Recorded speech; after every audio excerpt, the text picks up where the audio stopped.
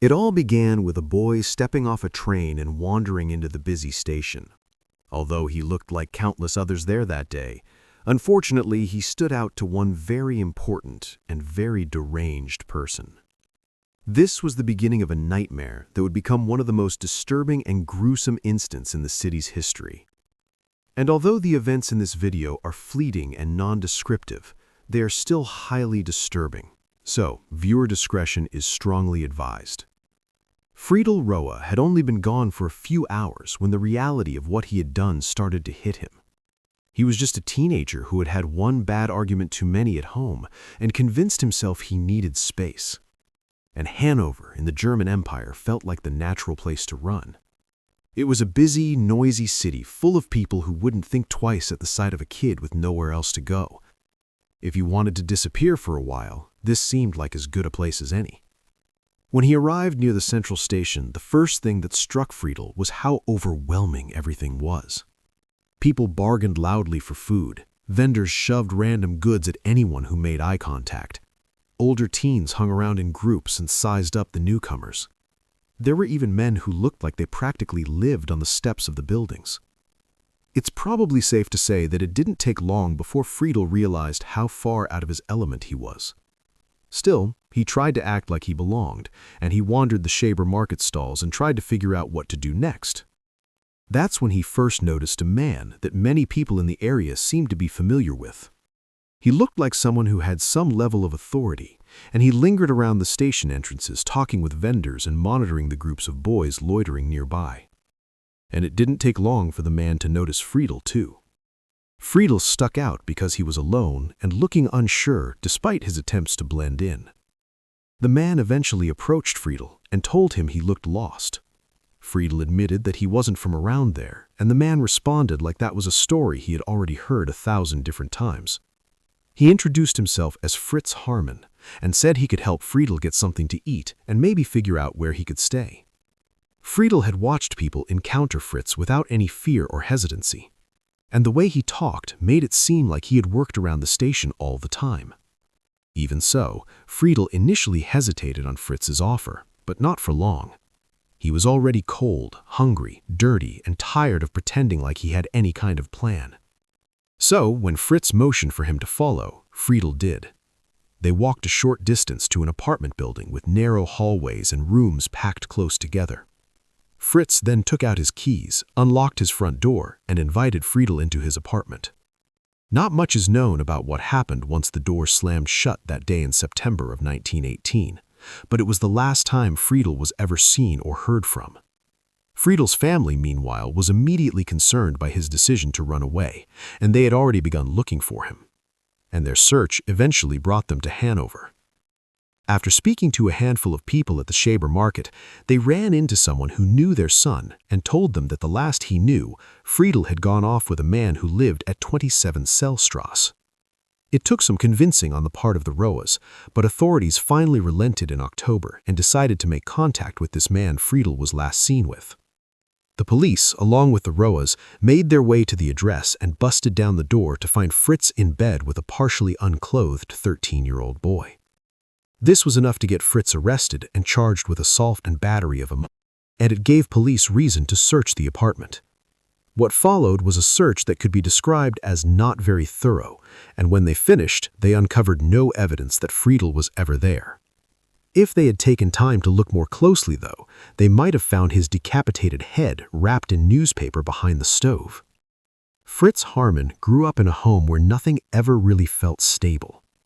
He was born in 1879 in Hanover as the youngest of 6 children. And by then, his parents were already dealing with more strain than they knew how to handle. His father, Ole, had a reputation for being moody and confrontational. He worked on the railway for a while, but when Fritz's mother, Joanna, received an inheritance, Ole decided he had enough of regular employment. The money that Joanna received didn't exactly make the Harmans rich, but it kept the bills paid, and Ole took full advantage of it. Joanna was older than her husband and far more patient. She poured most of her energy into the youngest child, as Fritz quickly became the one she hovered over. He stayed close to her and didn't show much interest in the world that boys his age usually lived in. He liked helping with cooking and spending time doing small crafts. He even gravitated toward playing with his sister's dolls. None of this bothered Joanna, though, and if anything, she seemed all too happy to keep Fritz sheltered. Fritz's older siblings, meanwhile, struggled in different ways, and conflict seemed to always be present in the household. One of his older brothers would eventually end up in an institution after a violent incident, and his sisters followed difficult paths their own, each becoming so-called ladies of the night. It seems that Fritz grew up surrounded by adult problems that were far beyond his understanding. And even as a small child, he showed some behaviors that made people uneasy. He dreamed up controlling or unsettling games that would end with his sisters bound in string or rope. And he enjoyed scaring neighbors or siblings in a way that went beyond normal mischief. In school, teachers described Fritz as polite and manageable, but academically he lagged behind. He apparently repeated grades and had trouble staying focused, and he much preferred drifting through the school day rather than engaging with the work he needed to do. There wasn't much about his classroom behavior that hinted at what he would one day become, but it was clear early on that he didn't quite fit in with his peers. There was also a childhood trauma that he almost never discussed as an adult. When he was still very young, one of his teachers took advantage of him. Fritz didn't talk about the details of what happened or how it affected him, and in that era, a boy in his position didn't have many avenues to report abuse, so the teacher went unpunished. As Fritz got older, he developed a strong, physically capable teenager, but emotionally, he stayed close to his mother and distant from everyone else. After finishing school, he made a brief attempt at learning a trade, but the work didn't really hold his interest. Instead, he decided to pursue something that looked more structured and respectable, so he volunteered for a military training program. This seemed like the right decision, as the discipline and routine he received in the program provided a path that appeared to give him some direction. And for a short time at least, it looked like he had finally found some stability, but it wasn't meant to last. A few months into training, Fritz began having sudden episodes where he'd black out or collapse without warning. These were severe enough that the academy doctors couldn't ignore them, and after several evaluations, the episodes were described as being similar to epilepsy. Whether that diagnosis was accurate by modern standards doesn't really matter, because by the academy standards in 1895, it meant that Fritz was deemed no longer fit for service. So, by November of that year, he was sent home, and whatever hope he had of building a new identity through the military was gone. Back in Hanover, Fritz took a job in a cigar factory, but that job didn't last long either.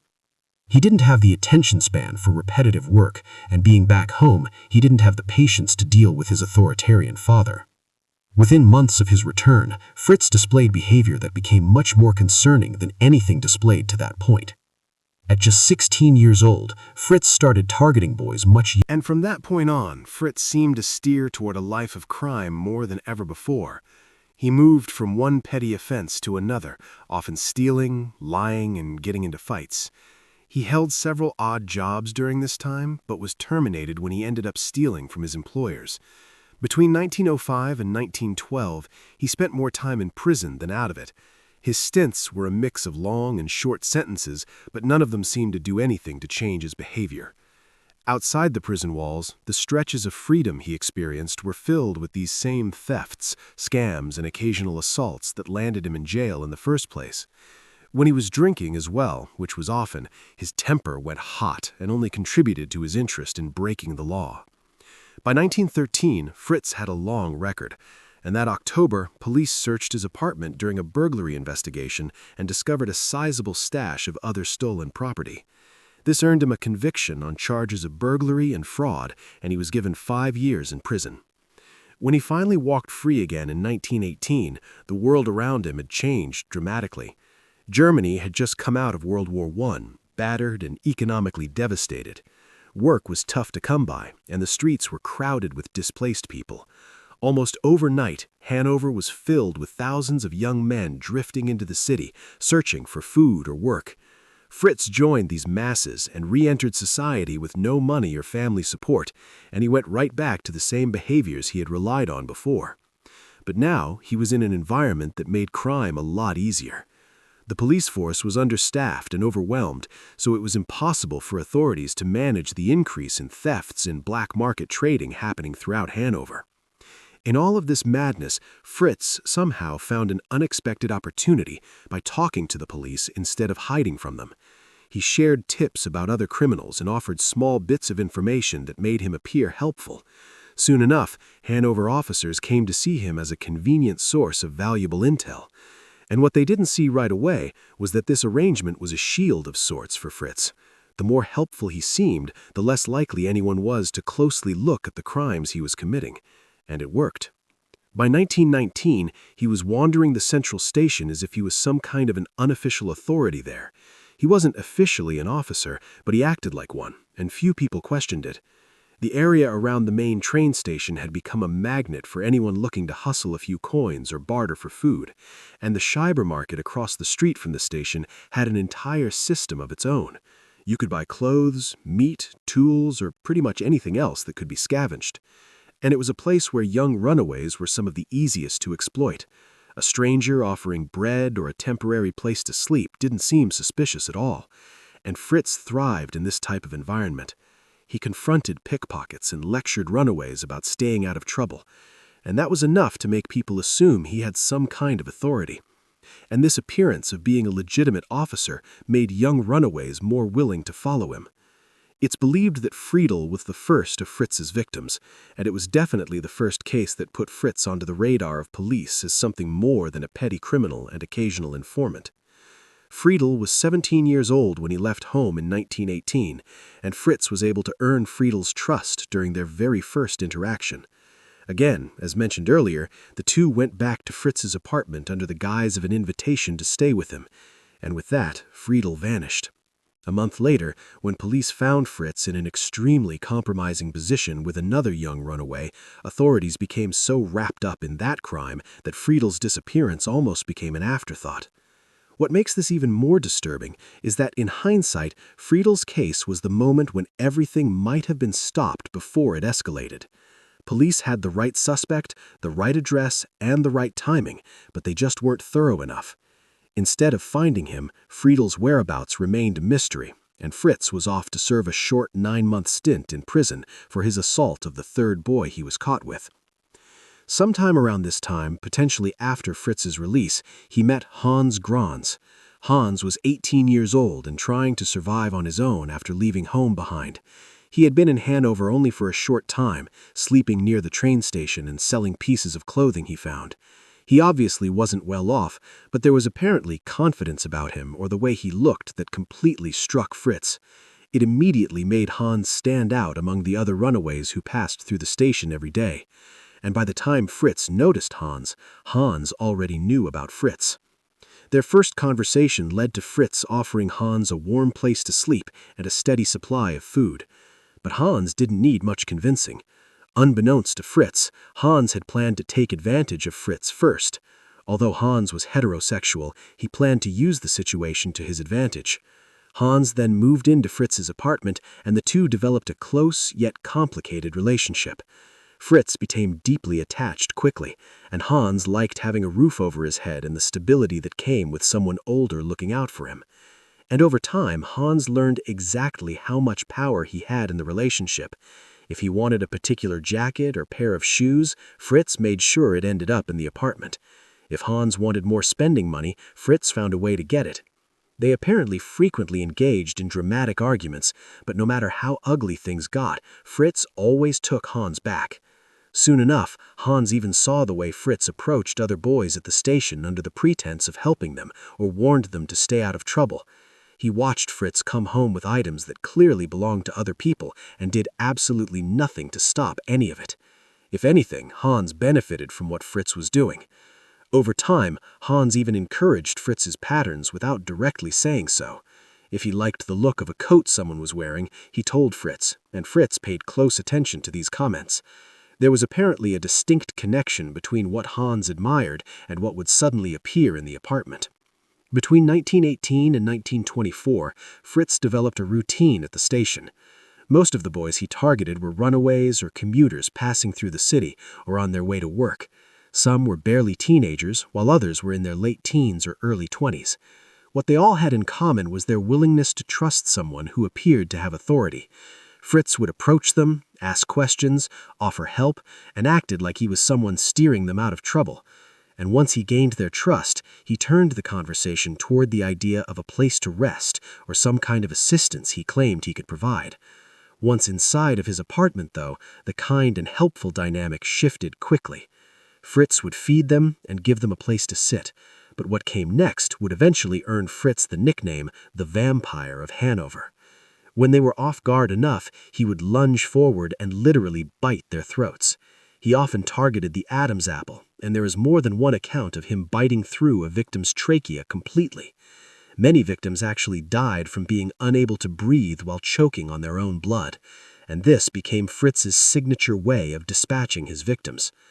Once dead, a victim's body would be dismembered, and after this process was complete, he usually disposed of the remains in the Lena River, but maybe not always. A separate part of what he became known for in the area was selling meat on the black market. The conditions in post-war Germany created a steady demand for cheap food, and Fritz frequently sold ground or diced meat of a non-specific origin. Because his prices were lower than other butchers in the area, rumors spread quickly that this meat wasn't normal. These rumors later became speculation about what he might have done with parts of his victims. Now, to be clear, no physical proof ever confirmed these claims, but still, the potential connection between his meat sales and the missing boys was unthinkable. With so many transit youths arriving and leaving each week, it wasn't always obvious when someone went missing. Even when families did report disappearances, the cases often blended into a long list of similar reports with little to go on. The combination of his access, the state of the city at the time, and his relationship with the police allowed Fritz to keep this up for 6 years. During that time, dozens of young men crossed his path and stepped into his apartment, only to never make it out. This all finally changed, though, in the spring of 1924. The first discovery came from a group of children playing near the banks of the Lena River. They spotted something lodged near the water's edge, and upon closer examination, they realized it was a human skull. It didn't take long for word to spread, and a crowd to begin forming near the river. At first, people assumed it might have belonged to a drowning victim, but the situation grew far more serious when another skull was found less than 2 weeks later. Then, by early summer, another group of local boys playing along the river came across a sack filled with bones. That discovery made it clear that this wasn't just a couple of isolated tragedies. Police began a formal recovery effort, dragging sections of the river and scanning the banks for additional remains. And what they found was staggering. Bone after bone surfaced until there were hundreds of them. Forensic specialists examined the remains and determined they belonged to multiple individuals, all of them young males. Estimates varied, but the general consensus was that there were at least 20 bodies, possibly more. The conditions of the bones also indicated the bodies had been dismembered. Once these details became public, the mood in Hanover shifted. Families with missing sons began flooding police stations with questions, and citizens continued to gather near the river to watch the recovery team's work. Newspapers also seized on the discoveries, turned the investigation into a spectacle and fueling widespread panic. Behind the scenes, investigators began compiling lists of young men reported missing over the previous years.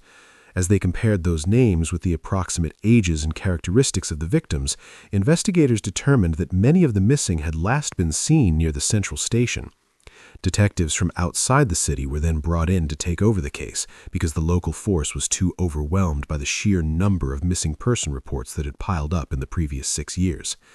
These outside investigators came in with fresh eyes, and they began mapping the last known movements of the missing boys. And it didn't take long before the same name kept popping up: Fritz Harmon. Witnesses remembered seeing him talking to the boys later disappeared.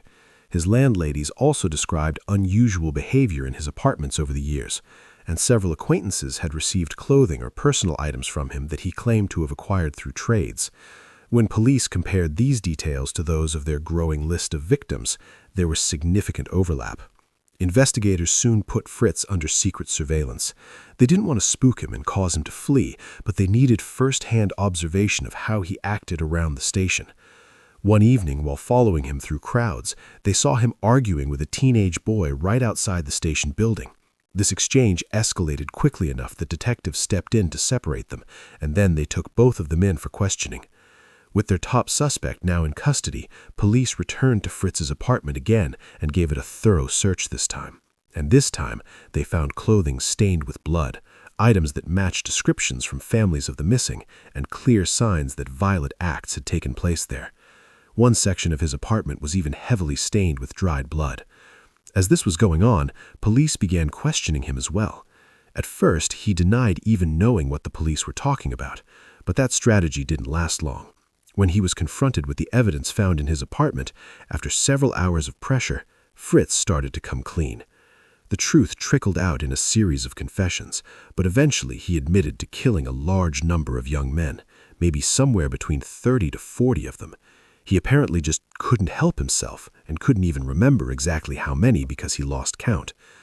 During these interview sessions, Fritz also brought up Hans and his potential involvement in the killings. At times, Fritz insisted that Hans had nothing to do with the murders, only to later state that Hans encouraged him or specifically pointed out boys whose belongings he wanted. This left investigators to sift through numerous contradictory statements to determine what might actually be the truth. Once these were done with, the trial that followed became a national fixation. Germany was still dealing with political turmoil and economic issues, and Fritz's case offered a distraction for the public. Crowds packed the courtroom and reporters filled in where they could to cover the proceedings, which moved quickly once things got underway. It wrapped up in just less than 2 weeks, with close to 200 witnesses taking the stand. By December 19, 1924, the verdict was in. Fritz was declared mentally competent and convicted of 24 separate murders. He would deny 3 of the charges, and the court ruled that there wasn't enough evidence to times those, but everything else stuck, and he was sentenced to death by guillotine. When Fritz heard the ruling, he didn't try to protest or try to argue his way out of it. He told the court he accepted the decision and said he was prepared to face his executioner.